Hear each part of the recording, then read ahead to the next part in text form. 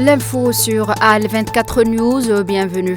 Le président algérien Abdelmadjid Tebboune a prêté serment au Palais des Nations en présence de toutes les instances supérieures de la nation, conformément aux dispositions de l'article 89 de la Constitution, après sa réélection à un deuxième mandat présidentiel lors des élections qui ont eu lieu le 7 septembre 2024.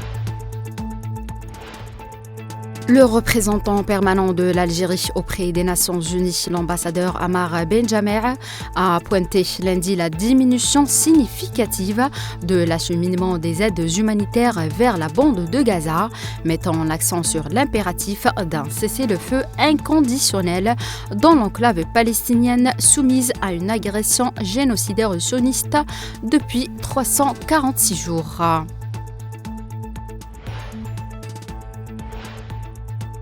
En France, la procédure de destitution d'Emmanuel Macron portée par la France insoumise a été jugée recevable ce mardi par le bureau de l'Assemblée qui l'a renvoyée devant la commission de loi. Selon les sources parlementaires, la plus haute instance exécutive de la Chambre basse a donc validé la première étape de cette procédure par 12 voix contre 10 selon le chef du groupe Union des droits pour la République, Éric Ciotti.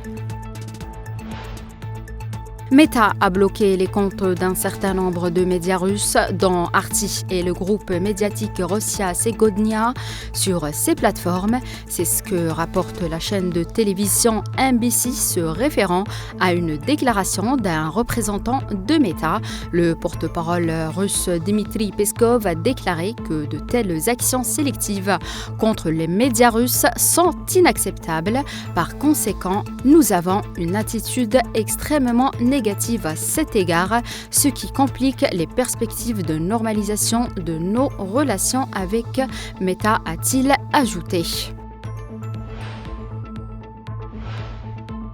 Et enfin, l'Allemagne a rétabli hier pour 6 mois des contrôles à l'ensemble de ses frontières pour lutter notamment contre l'immigration illégale, avec un risque d'effet domino et de nouvelles tensions dans le reste de l'Union européenne.